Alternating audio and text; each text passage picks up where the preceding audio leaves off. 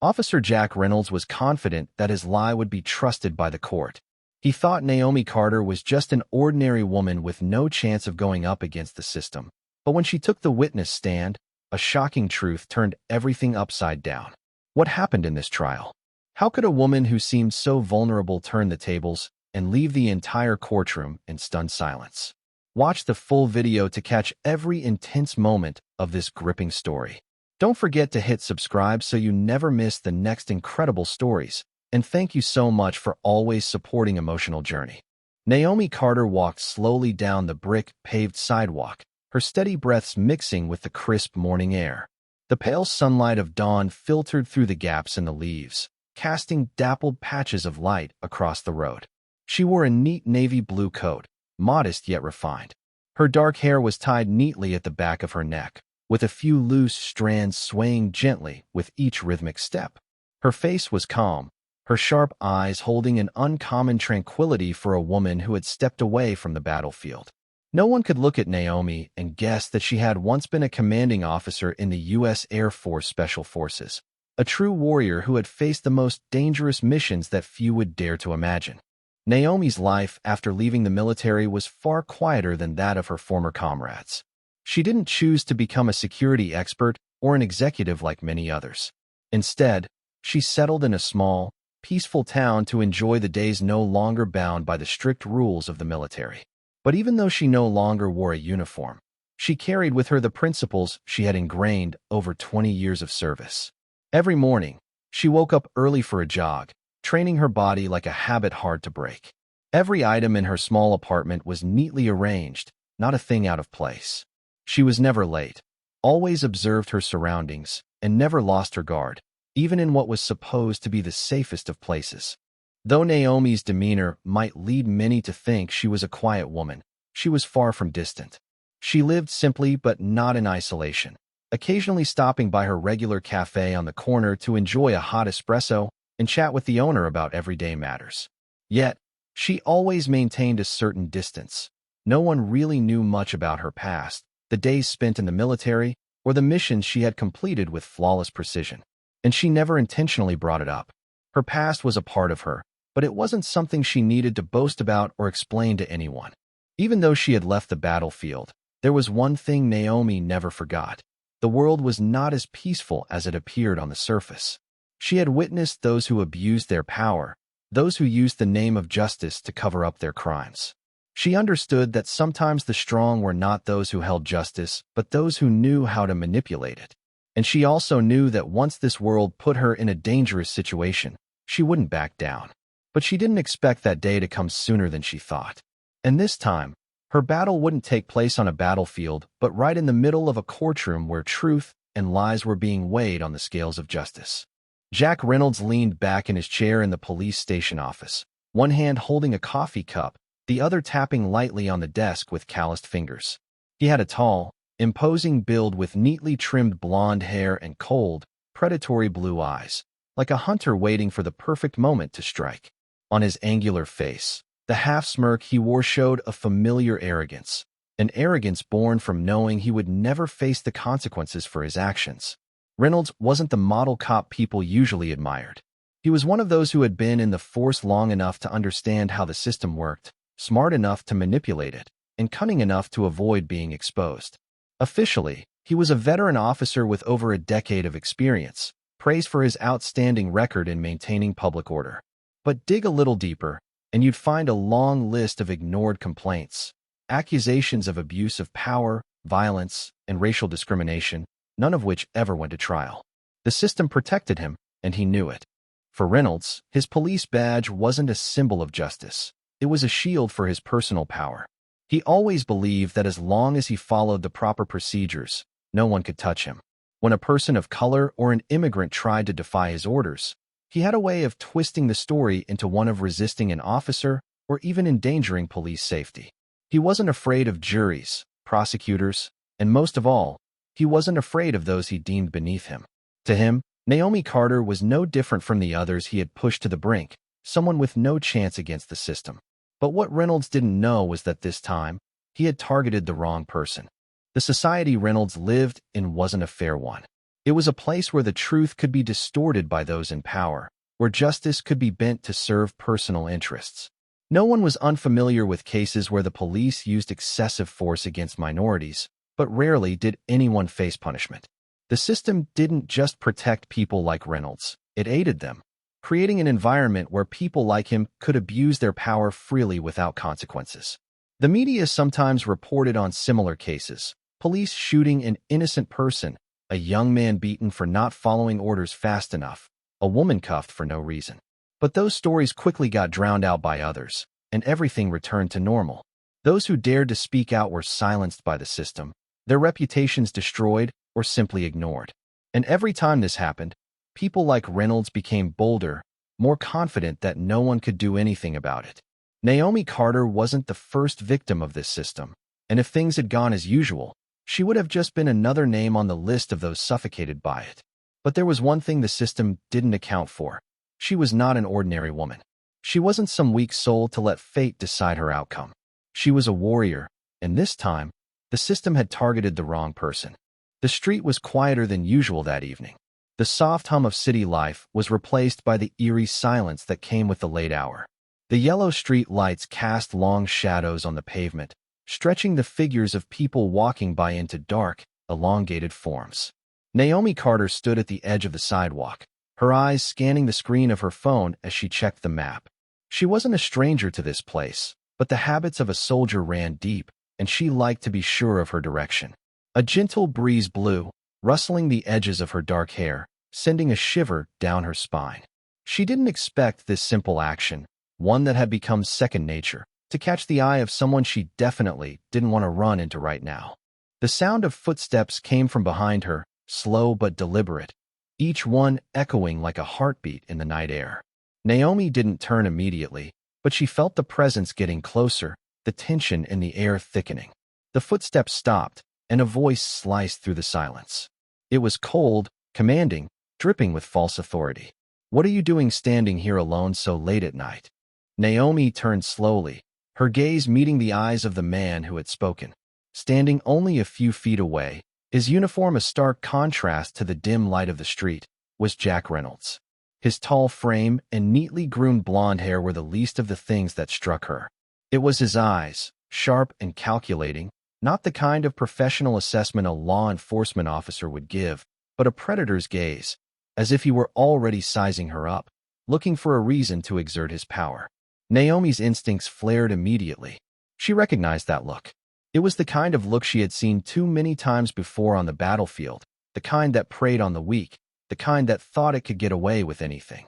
"Just checking my phone," she replied, her voice even and steady, betraying none of the unease she felt. But Reynolds wasn't satisfied. He wasn't going to let her off with such a simple answer.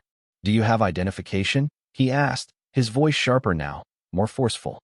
It wasn't a question, it was a command. Naomi stood firm, her eyes never leaving his, aware that this wasn't just a routine check. This wasn't an officer simply doing his job. This was something more insidious, something far more personal. Her mind raced, processing the situation in a fraction of a second. There was no legitimate reason for him to ask for her ID. She wasn't breaking any laws, wasn't acting suspicious. She wasn't even in a place known for crime. Yet here he was, standing before her, demanding to see her papers like she was some kind of criminal. For what reason? Naomi asked, her voice low and measured. There was no defiance in her tone, but it was clear that she wouldn't be easily intimidated. She wasn't going to give him the satisfaction of backing down. Reynolds smirked, the edges of his lips curling in amusement. He took a step forward, closing the distance between them, his gaze never leaving hers. Naomi felt her pulse quicken, her body reacting to the threat he now posed. She stood her ground, unwilling to let him see even a hint of weakness. "I received a report about a suspicious individual in this area," he said, his tone thick with implication, as if the words themselves carried some kind of weight. "A woman alone in the dark. Who knows what she's really up to?" He paused, letting the words hang in the air before adding with a sneer, "Show me your papers." Now, Naomi's grip on her phone tightened, but her expression remained unchanged. She had heard this kind of thing before, the vague accusations, the flimsy excuses to justify an abuse of power. It was the kind of behavior that sickened her, that reminded her why she had left the military in the first place. She had seen men like Reynolds, men who used their badges to make others feel small, to bend the world to their will. She inhaled deeply, her calm exterior never wavering, even as anger flared inside her. "I don't think I've done anything to warrant being stopped or questioned," she replied, her voice cold now, though still controlled. She was aware of the tension building, the invisible lines of power being drawn between them, but she wouldn't let him have the upper hand. Reynolds's eyes narrowed, and the smirk on his face only deepened. He stepped even closer, now so close that Naomi could feel the heat of his body, the pressure of his presence. He liked this. He liked the feeling of control, the rush of power that came from making someone feel small, and he wasn't about to let Naomi walk away, not without proving to her who was in charge. "Is that so?" he said softly, almost as if talking to himself. "I've been doing this job long enough to know when someone's hiding something. And I can see it in your eyes. You're not some innocent bystander. You're hiding something." Naomi's eyes flashed with something between anger and disbelief. He was pushing too far now, using his position as a weapon to try and break her. But she wouldn't let him. She wouldn't let him win. She took another step back, distancing herself from him, her posture never faltering. She knew the rules of this game, and she was more than prepared to play by them. "You're wasting your time," she said, her voice suddenly sharp, her gaze unwavering. "I'm not your target, and you don't have the right to treat me like I am." Reynolds stood frozen for a moment, his smirk faltering as he realized that Naomi wasn't afraid, wasn't going to back down. She wasn't what he expected, not a woman who could be intimidated, not someone he could push around. He took a slow breath, the challenge in the air between them thickening, and for the first time, he hesitated. But it was only for a moment. "Fine," he said, his voice tight with restrained frustration. "But don't think this is over." Naomi didn't respond. She didn't need to. She had already won this round. Reynolds furrowed his brow, his eyes flickering with irritation as Naomi didn't immediately comply with his command. He was all too accustomed to seeing people shrink in fear when he stopped them, afraid of trouble, afraid of facing the system. And he always knew how to exploit that. But Naomi didn't seem frightened. She stood tall, eyes locked on his, her calmness a quiet challenge. "I asked you a very simple question," she said slowly, her words deliberate and clear. "What's the reason you're asking for my ID?" Reynolds ground his teeth. He hated being questioned, especially by those he considered beneath him. He took a step forward, closing the distance between them. His voice became more gruff, edged with growing frustration. "You're obstructing an investigation. I don't have to explain myself to you." Naomi noticed his fingers tighten around his notebook, his breath becoming heavier. She had faced far more dangerous people than him. But one thing she knew for sure was that men like Reynolds didn't need a legitimate reason to make someone their target. They thrived on power, on control, and she was beginning to realize that Reynolds wasn't just trying to get her to submit. He was testing how far he could push her. "I'm not obstructing anything," she replied firmly, her voice steady yet devoid of the challenge he expected. She wouldn't give him the satisfaction of showing fear or hesitation, but that only seemed to fuel his irritation. He wanted to see her flinch. He wanted her to break under his pressure like everyone else who had ever crossed him. He moved closer, his body towering over hers, his anger now palpable in the air between them. "This is the last time I'm asking. Your ID. Now." Immediately, he emphasized, his voice harsh, a hand outstretched as if he expected her to comply without question. Naomi didn't flinch. She remained immobile, her gaze like ice, unwavering. "If there's no legitimate reason," she said coldly, "I'm under no obligation to give it to you." The firmness in her response seemed to set something off in Reynolds. His smile twisted into something darker, not friendly but laced with malice. "Oh really?" he murmured softly. Then, almost in one fluid motion, he reached out and grabbed her wrist, his fingers closing around it tightly. "You're resisting an officer. You're under arrest." His words hit like a cold slap, the finality in his voice unmistakable. Naomi felt the pressure of his grip around her wrist, but it wasn't the pain that made her freeze. It was the familiarity of it.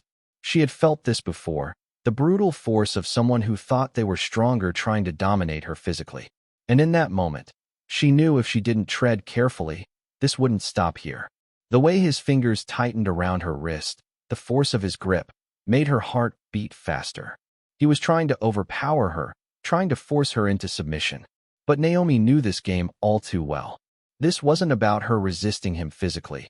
This was about his need to break her spirit, to show her who had the power.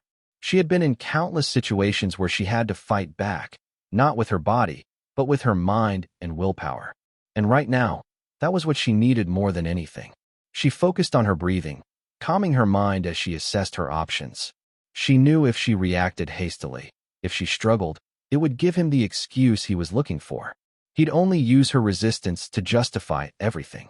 But she also knew this wasn't the first time she'd been faced with a man who thought he could push her around, and it wouldn't be the last. Naomi shifted her stance, using her strength to subtly twist her wrist just enough to loosen his grip without making a dramatic move. She kept her eyes locked with his, her calm gaze never breaking, sending a silent message. He wouldn't break her. The moment seemed to stretch, both of them locked in a silent battle of wills. Naomi knew this confrontation was about much more than just a simple arrest. It was about power, dominance, and control. But Naomi wasn't going to let Reynolds think for a second that he had the upper hand. Naomi barely had time to react before a powerful force yanked her forward. Reynolds twisted her around, wrenching her arm behind her back in a brutal motion, causing a sharp pain to shoot through her shoulder.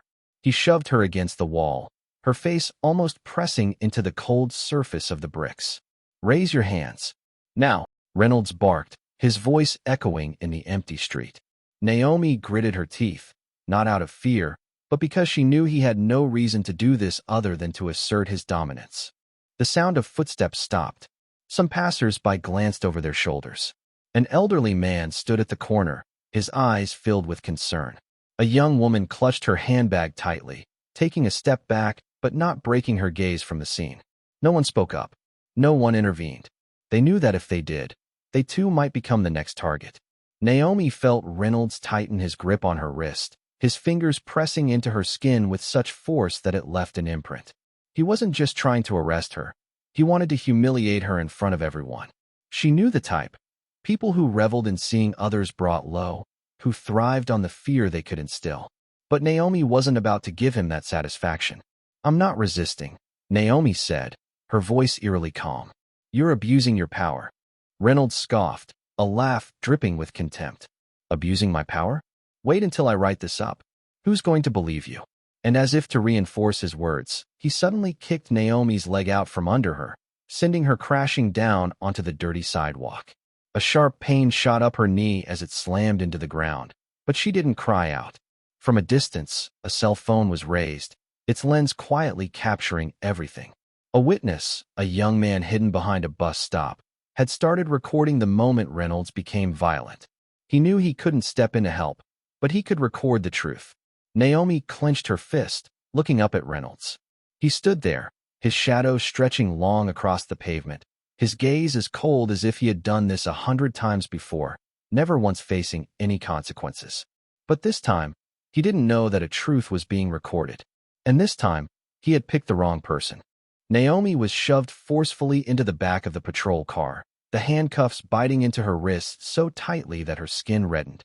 She sat still, her gaze fixed on the window, but not to admire the passing scenery. She was observing, committing every detail to memory: the route the car took, the streets they passed, the unfamiliar faces that appeared along the way. She knew this game well, had seen it unfold before. An innocent person falsely accused, dragged away without a chance to resist, then thrown into a system that wasn't about justice but about those who knew how to manipulate it. But this time, she wasn't just another nameless victim. She maintained her composure, not because she believed the system would do right, but because she knew she had to protect herself. When the car stopped outside the police station, Naomi was pulled out without any explanation. Reynolds almost seemed to enjoy every second of it, gripping her arm with such force that she could feel his fingers digging into her skin. The other officers nearby glanced over, but didn't say a word. They were either too accustomed to this scene, or, worse, they had chosen to look the other way. Naomi was shoved inside, where the harsh white light above illuminated the narrow, cold hallway. Reynolds pulled out a chair and sat down in front of her, slowly flipping through a stack of papers. He wasn't in a hurry because he thought he had already won. Naomi Carter, he said, reading her name aloud as though it held no weight. Just a label for a criminal. Charges: resisting arrest, assaulting an officer, and disturbing the peace. Naomi looked up at him, her eyes unwavering. I didn't do anything. He's the one abusing his power. Reynolds laughed, the sound dripping with mockery. You think anyone will believe you? A woman arrested on the street for suspicious behavior, or a police officer with 10 years of experience? Naomi didn't respond, but she knew the truth wasn't in the mess of papers Reynolds was scribbling on. It was in the video that someone had captured. And while Reynolds thought the system would protect him, what he didn't know was that the evidence existed, just waiting for the right moment to reveal itself. The door to the interrogation room swung open, and a young man entered, bringing with him a completely different energy from the tension that had been hanging in the room. Daniel Brooks, a lawyer with a lean yet sturdy frame, neatly combed black hair, and sharp eyes full of determination. His gray suit was slightly wrinkled, as if he had just come from another court session and rushed here immediately. But no matter how urgent his arrival, he couldn't overlook this case because he knew it wasn't just any ordinary arrest. He pulled out a chair and sat down in front of Naomi, not sparing even a glance at Reynolds. His gaze met hers briefly, scanning her face that showed no sign of fear, only an unusually calm demeanor. He had dealt with many oppressed clients, but there was something different about Naomi. She wasn't the type to be crushed by the system. She was the type who could break it if given the chance. I'm Daniel Brooks. I'll be your attorney, he said, his voice low but clear. Naomi nodded slightly, her eyes still maintaining the sharpness of someone who knew exactly what she was facing. Daniel leaned forward, lowering his voice but speaking with certainty. This is not going to be easy. I've reviewed the charges. They don't just want to hold you overnight. They want to make an example out of you. Reynolds crossed his arms, leaning against the wall, a mocking smile playing on his lips. Kid, do you really want to get involved in this? I have more than enough evidence to take her to trial. There's nothing you can do to change that.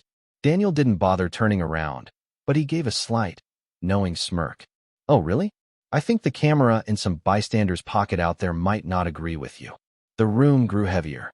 For the first time, the smile on Reynolds' face faltered. Daniel knew he wasn't just defending Naomi. He was fighting against a system that had shielded people like Reynolds for far too long. But what motivated him even more was the sense that Naomi wasn't some helpless victim. She was someone who could fight, and he would make sure she had the chance to do so. Daniel opened his briefcase with a deliberate slowness, taking his time as he pulled out a quick note and laid it on the table in front of him. His fingers hovered above the paper for a brief moment, tapping it lightly as if weighing his next move. His gaze remained fixed on Naomi, studying every inch of her expression as if searching for some sign of vulnerability. Despite being handcuffed and sitting in an interrogation room, Naomi radiated an unsettling calmness. There was no sign of fear, no panic, no confusion, just a level of composure that seemed almost unnatural. She wasn't the type to be easily intimidated or overwhelmed, and that certainty in her demeanor solidified Daniel's resolve. This wasn't just a case he could win, it was one he had to win. He took a deep breath, leaning back in his chair, eyes now shifting to Reynolds, who remained standing by the wall, his posture casual, as if he were confident that everything had already been decided in his favor. Daniel knew that Reynolds had been relying on the assumption that his position of power would allow him to control the narrative. But Daniel wasn't about to let that happen. Do you really think you can keep twisting the truth indefinitely? Daniel's voice remained steady, but there was a challenge there, a subtle edge that made it clear he wasn't going to back down. Reynolds simply shrugged, a self-assured grin forming on his lips. I'm not twisting anything. I'm simply reporting the facts as they happened, he said, his tone dripping with arrogance. Daniel's expression didn't change, but his eyes gleamed with determination. He reached into his jacket pocket and pulled out a small USB drive, spinning it lightly between his fingers. The light reflected off its sleek metal casing, making the room feel even more suffocating. Without breaking eye contact with Reynolds, Daniel placed the drive on the table, letting it rest there for a moment, the silence hanging between them like a tense threat. I think it's time we let this video speak for itself, Daniel said, his voice calm, but with an unmistakable sense of finality. The entire atmosphere in the room shifted in an instant. Naomi's eyes flickered toward Daniel for just a moment, a brief glance that conveyed more than words could. Reynolds, however, was visibly rattled. For the first time, the confidence that had been written all over his face since he entered the room started to fade. "I just received this from a witness," Daniel continued, his voice steady and deliberate. "Someone who recorded the entire incident, from the moment Naomi was stopped right up until the point she was pushed to the ground without resistance." Daniel paused for a brief second, allowing his words to sink into the room, the weight of them settling on Reynolds like a heavy fog. "I'm sure you remember what happened, but if not, we can always watch it together."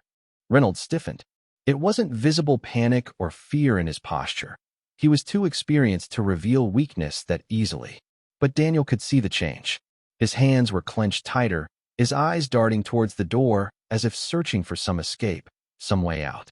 For the first time, Reynolds was no longer the one in control. The tables had turned, and Daniel knew it.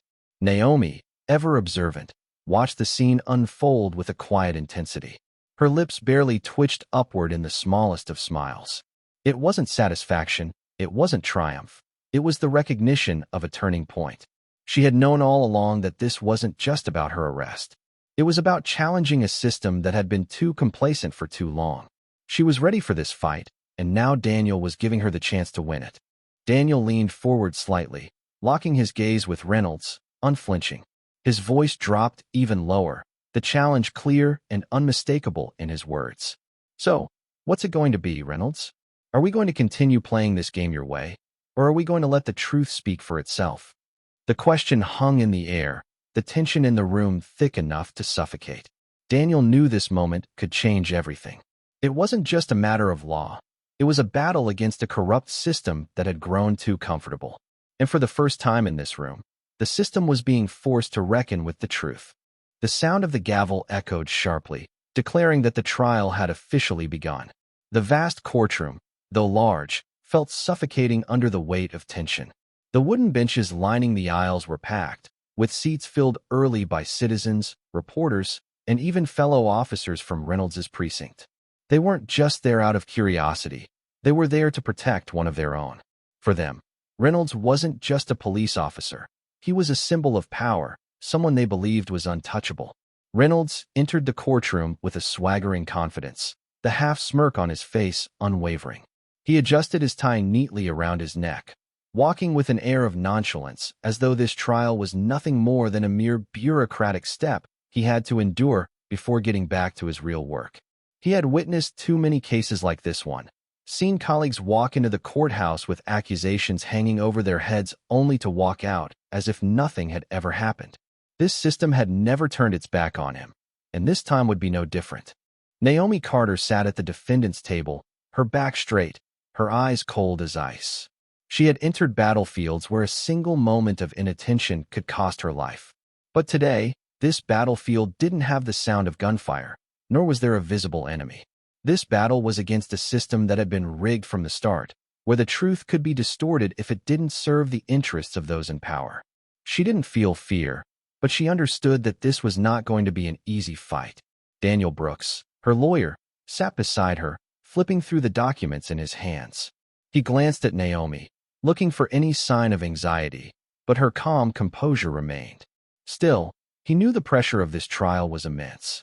On the judge's bench, Richard Coleman, a middle-aged man with graying hair and a stern face, observed the room with a piercing gaze. He had been on this bench long enough to know that justice didn't always prevail. It was the ones with the upper hand who decided the outcome. The trial of defendant Naomi Carter, accused of assaulting a police officer and resisting arrest, is now officially in session. The judge's voice rang out, pulling everyone into the gravity of this bitter struggle. Naomi took a slow, deep breath. She wasn't just fighting for herself, she was fighting for the truth. But would the truth be powerful enough to prevail in a system so deeply manipulated? Reynolds stepped up to the witness stand, his stride confident, eyes cold and calculating, as though he had been certain of the outcome of this trial from the moment it began. He adjusted the microphone, glancing at the jury before beginning with a voice that oozed persuasion. "That night," he began, his tone calm but slightly exaggerated, "I was on patrol when I noticed the defendant acting suspiciously. When I approached and asked her to show her ID, she became aggressive. He paused for a moment, allowing the jury time to absorb his testimony. Naomi sat still, her gaze unwavering. But inside, she understood he was fabricating a story that was far removed from the truth. Reynolds continued, his voice dripping with the absolute confidence of someone who had long manipulated the law to his advantage. I tried to remain calm and explain to her that I was simply doing my job, but she suddenly attacked me, first striking me in the chest and attempting to grab my gun from its holster. Whispers started to ripple through the courtroom. Some jurors furrowed their brows. A few exchanged skeptical glances, but most seemed to believe every word he said. The prosecutor, Edward Langley, a middle-aged man with a polished appearance and professional demeanor, stood up with a self-assured air. He walked over to Reynolds, nodding slightly as if to reassure him that everything was going according to plan. "Officer Reynolds," the prosecutor began, "can you confirm that the defendant was the one who assaulted you first and that you were simply defending yourself?" Reynolds nodded without hesitation. "Yes, sir. I was just doing my duty." Daniel clenched his fists, his sharp eyes fixed on the witness lying blatantly in front of him. He knew Reynolds was slippery, but the way he calmly fabricated this story made Daniel realize that this was not his first time doing this. Naomi didn't turn to look at her lawyer, but she could feel the tension in the air. The system had shielded men like Reynolds for far too long, and without strong evidence, the truth would be buried under these well-crafted lies. The prosecutor turned back toward the jury, a confident smile creeping onto his face. "Ladies and gentlemen," he said, "we are talking about a police officer with over 10 years of experience, someone who has dedicated his career to protecting the public. Now, ask yourselves, why would a dedicated officer like him make up a story like this?" He paused for a moment before turning to Naomi with an almost accusatory gaze. "Or are we facing someone who resists the law and is now trying to avoid responsibility for their actions?" The room fell silent. A few jurors nodded slightly, as though they were starting to lean towards Reynolds' side. Naomi gripped her hands on the table, feeling the smoldering anger rising in her chest. She knew this would happen. He was winning, at least for now, but she also knew that the fight wasn't over. Naomi stood up, stepping confidently towards the witness stand with a calmness that seemed almost unbelievable. Every eye in the courtroom turned toward her, but she didn't flinch. In the military, she had faced far more intense situations where one wrong move could cost her life. She wasn't afraid of this trial. The only thing she feared was the truth being twisted. Daniel Brooks stood beside her, watching every movement with keen attention. He knew this was the decisive moment. They couldn't just play by the system's rules. They had to make the system see the truth in a way that could not be denied. Prosecutor Langley stepped forward, his eyes gleaming with self-assurance. "Ms. Carter," he began, emphasizing the word Ms., as if to remind her that she was just an ordinary woman standing before the court, in contrast to a respected police officer. "You claim Officer Reynolds' testimony is fabricated, but what evidence do you have to prove that you didn't resist?" Naomi slowly tilted her head, staring directly at Langley. She wasn't intimidated. "I have one question before I answer you," she said, her tone calm but sharp. "In your entire career as a lawyer, have you ever encountered a suspect resisting arrest who remained calm enough not to have a single mark on the officer?" Langley paused but quickly regained his composure. "I don't see how that's relevant," he responded, but the authority in his voice had already begun to waver. Naomi clasped her hands in front of the witness stand, her gaze sweeping over the jury. "I stood still. I had no intention of resisting. I simply asked why I was being asked to show my ID, and in return, I was thrown to the ground, handcuffed, and charged with assaulting an officer." She paused, locking eyes with Reynolds, who was sitting at the witness table with a smug, challenging smirk on his face. Then, Naomi dropped the bombshell that stunned the entire courtroom into silence. "What Officer Reynolds and Prosecutor Langley don't know is..." Naomi leaned forward slightly, her voice now more forceful, resonating throughout the room. "I'm not just an ordinary citizen who was arrested. I am a retired lieutenant colonel from the U.S. Air Force Special Forces." The room went dead silent, so quiet that you could almost hear a pin drop. Reynolds's eyes widened in shock. Prosecutor Langley froze. The jury sat in stunned silence, some of them even gaping. Reporters scrambled to take notes, and camera flashes began going off from the back of the room. No one could believe their ears. Naomi slowly surveyed the room, letting her words sink in. 20 years in the military, she continued, her voice still as steady as steel. The first 10 years, I was a combat pilot, and the next 10, I served in the U.S. Air Force Special Forces, participating in missions most of you sitting here have never even heard of. She turned her head and stared directly at Reynolds. His confidence had completely evaporated, his face drained of color. Naomi smirked, but not out of pleasure. She knew he had just dug his own grave. So, Prosecutor Langley, she said, her voice now cutting through the tension like a knife. Let me ask you this. Does a senior Special Forces officer who has faced hundreds of dangerous situations really need to assault a police officer to grab his weapon? The room erupted in hushed murmurs of excitement. Even Judge Coleman took a moment to regain his composure. He slammed his gavel down. Order in the courtroom. But the wave of truth had hit, and no one could stop it. The courtroom fell into an eerie silence as Naomi's words reverberated in everyone's mind, as though everything had been upended in a single moment. No one expected the woman sitting before them, the one accused of resisting arrest, the one who had been thrown to the ground and treated like a criminal, to actually be one of the most elite warriors in the United States military. The jury exchanged confused glances, as if they were trying to recalibrate their perception of the case. A few members bent over their notes as though hoping to find something they had missed before. At the back of the room, a young reporter quietly typed away at her laptop, her face betraying her excitement. This story had changed, and she knew it would be explosive. Daniel Brooks raised an eyebrow, the corner of his mouth curling slightly. He had known about this from the start, but the way Naomi had revealed the truth at the perfect moment made even him admire her. This was no longer just a criminal trial. It was a warning to those who had underestimated her. Across the room, Jack Reynolds sat stiffly, swallowing hard as his hands gripped his knees. Throughout his career, he had faced countless defendants in court, seen many try to defend themselves, but no one had ever made him feel as uneasy as Naomi did now. He glanced at the jury, trying to gauge what they were thinking. Some who had seemed to believe his testimony earlier now looked at him differently. They no longer saw him as a respected officer. They were now judging him, doubting him. But Reynolds wasn't ready to lose his composure. He took a deep breath, trying to regain the familiar confidence he had always relied on. He couldn't let everything fall apart now. He turned to Prosecutor Langley, his gaze making one thing clear: find a way to take control of the situation immediately. Langley also realized that the trial was slipping out of his grasp. Slowly, he stood up, adjusting his tie, and made his way toward the witness stand. His voice attempted to maintain calm. "Miss Carter," he said, emphasizing Ms., as though to intentionally remind her that she was merely a defendant, not a hero. "I admit your background is impressive, but the facts remain unchanged. You were arrested for resisting arrest. We cannot judge this case based on your military rank." Naomi slowly tilted her head, her gaze unwavering. "You're right," she responded, her voice steady but carrying a sharp, dangerous edge. "But we can judge this case based on the lies of a police officer." The entire room went silent once more. Reynolds could feel cold sweat forming on his forehead. He was beginning to feel nervous, but he still wouldn't back down. He believed that the system was still on his side.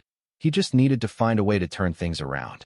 But what Reynolds didn't know was that this system was about to stop protecting him.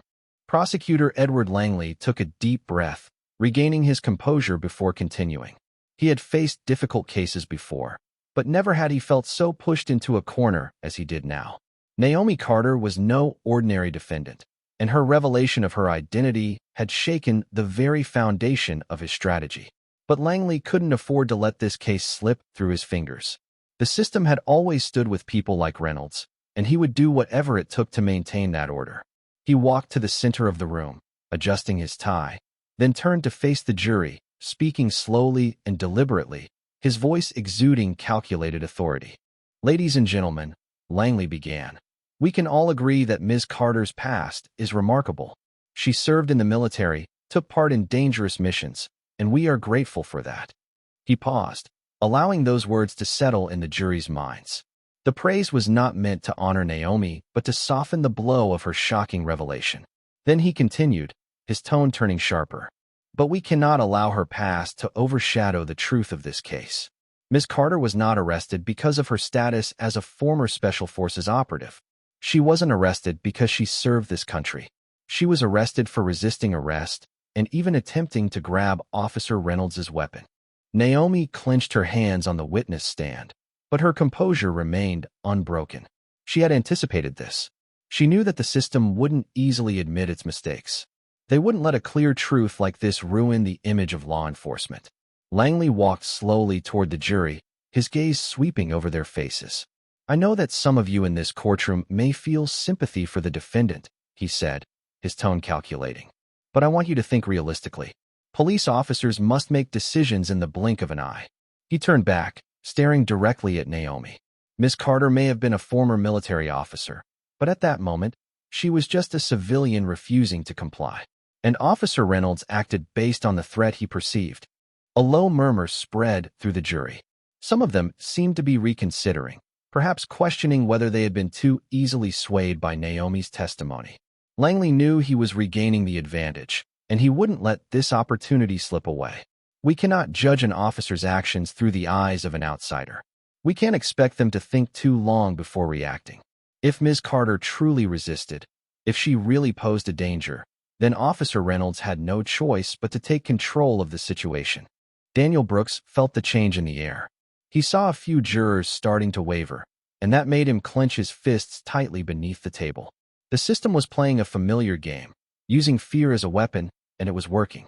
Naomi took a quiet, steadying breath.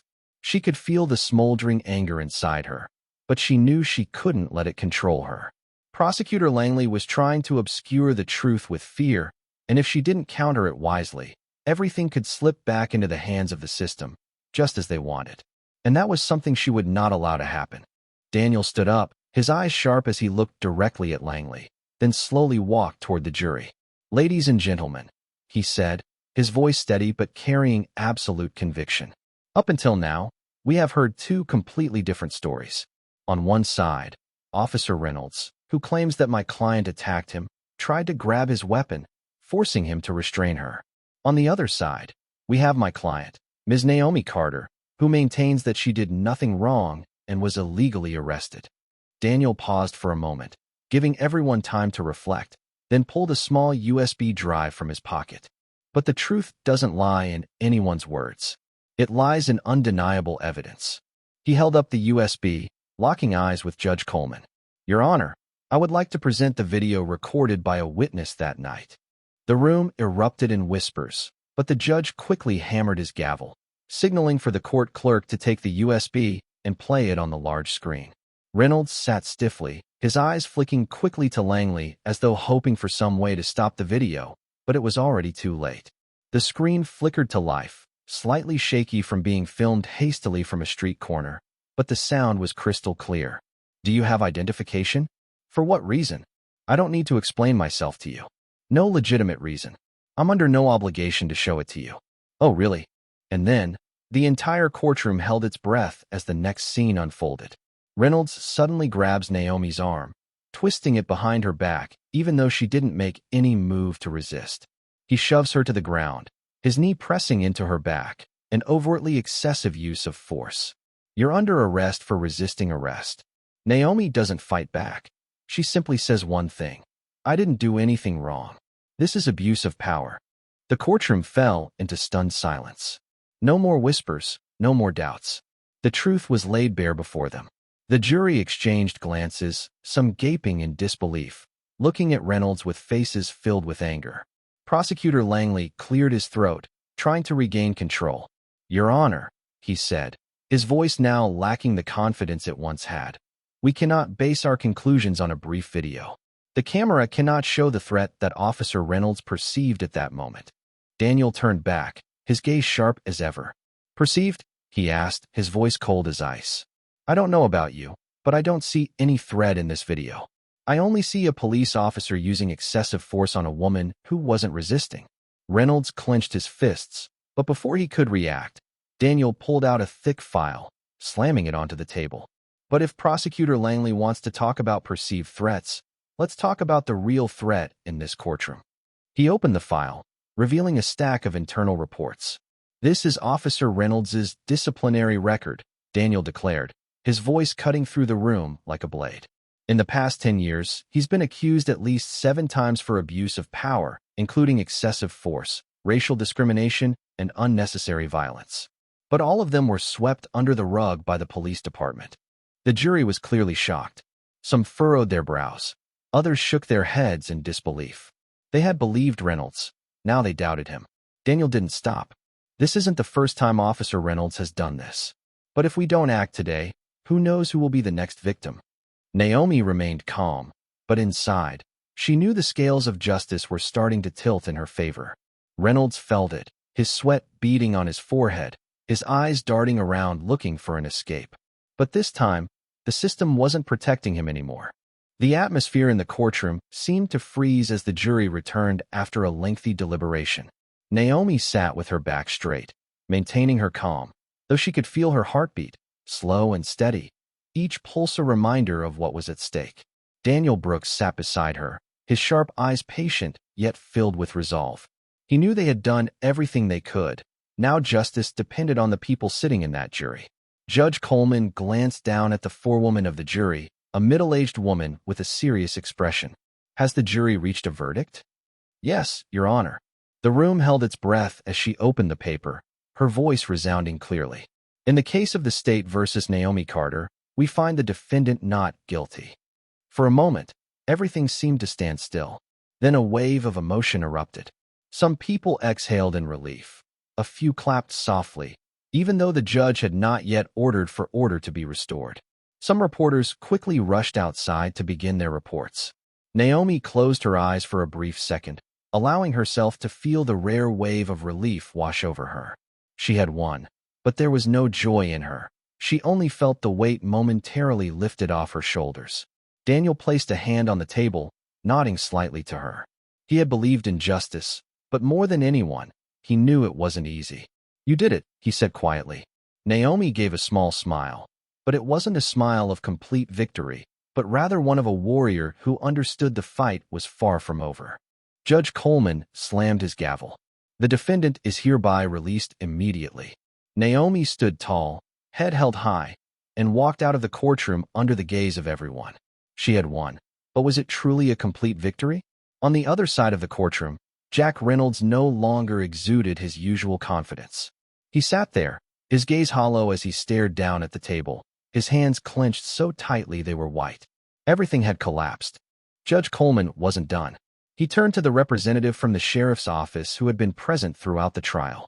"I believe this case raises serious questions about Officer Reynolds' conduct and the previous complaints we've ignored." The sheriff stood up, his face expressionless but his voice carrying authority. "Our office will be conducting an internal investigation into Officer Reynolds' behavior. Furthermore, previous complaints against him will be reviewed fairly." A heavy silence fell over the room. Reynolds clenched his fist, his eyes flashing with anger, but he couldn't do anything. He knew his career as a police officer was probably over. Daniel couldn't hide a small sense of satisfaction, but he also knew this was just the beginning. Naomi looked at Reynolds one last time, her gaze holding no hatred, only disappointment. He wasn't the only one doing this, and this system couldn't change with just one case. And Naomi stepped out of the courthouse, taking a deep breath. The sunlight hit her face, but it couldn't erase the bitterness that still lingered. She had won, but how many others had found themselves in the same position as her, with no one to stand by their side? Daniel walked up beside her, hands in his pockets. "I can't say that justice is fully won." Naomi nodded slightly. "I know." She looked at the group of reporters waiting to get their stories. Her case would be discussed for a few days, maybe weeks. But then what? How many others had suffered from abuse of power without any video evidence? No one to defend them. She turned to look at Daniel, her gaze as sharp as a warrior ready for the next battle. "We're not done yet," she said. Daniel smirked lightly. "I think so too." Naomi stepped down the courthouse steps, her gaze set ahead. Today she had reclaimed justice for herself, but tomorrow she would fight for others. Because this system hadn't changed, but she wouldn't let it stay the same for long. Naomi stood before the crowd of reporters, their cameras flashing, microphones thrust toward her, all waiting for her first words. She took a deep breath, steadying herself. She had won, But this wasn't just her victory. It was a battle that represented something far bigger than herself. Justice, she began, her voice strong and unwavering, is not a privilege. It is a right. The crowd fell silent, absorbing her words. If I had not been a former special operations officer, she continued, her gaze sweeping across the gathered journalists. If I didn't have a skilled attorney, if I didn't have a witness brave enough to record the truth, I would not be standing here today. I would be behind bars, labeled as a criminal, and no one would ever know the truth. She let the weight of those words settle over the audience before continuing. But this isn't just about me. This is about the thousands, the millions, who don't have the chance to prove their innocence, who don't have the luxury of a courtroom full of cameras, who don't have the privilege of being heard. Some of the reporters, once just observers, now looked at her with a newfound respect. Naomi wasn't just fighting for herself. She was fighting for all those who had been silenced by the system. While Naomi walked out of the courthouse a free woman, Jack Reynolds sat frozen in a dimly lit police disciplinary hearing, eyes turned toward him not with admiration, but with judgment. The Chief of Internal Affairs read out the decision in a firm, measured tone. Officer Jack Reynolds is hereby terminated, effective immediately, for abuse of power, perjury, and excessive use of force. Reynolds felt the air leave his lungs, his hands clenched into fists beneath the table. He had always believed the system would protect him, as it always had before. But now, that shield was gone. His fellow officers refused to meet his eyes. The men and women who had once stood beside him, who had once laughed at his offhanded remarks, now saw him as a liability, a stain on the department. He wasn't just losing his job, he was losing everything. But Naomi knew the truth. This wasn't the end of the fight. One Reynolds had fallen, but how many more were still out there? Naomi stepped away from the press, walking toward the courthouse steps. The sunlight hit her face, but it didn't wash away the weight of what had happened.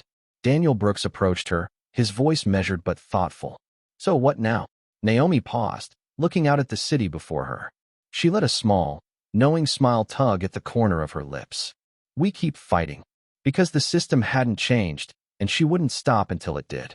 If you believe that justice is a right, not a privilege, share this story. Don't forget to subscribe and turn on notifications so you don't miss the next one. Thank you for watching. Let's stand up for justice together.